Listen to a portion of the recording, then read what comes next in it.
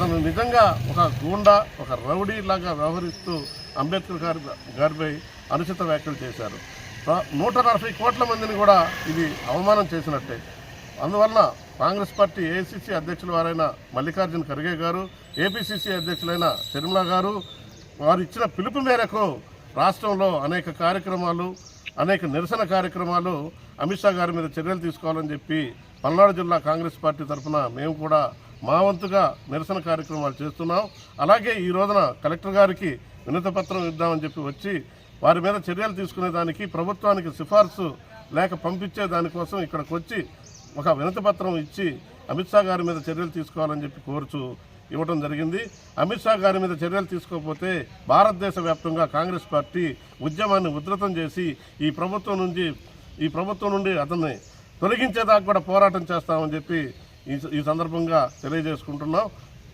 Jai Congress. Jai Congress. Jai Congress.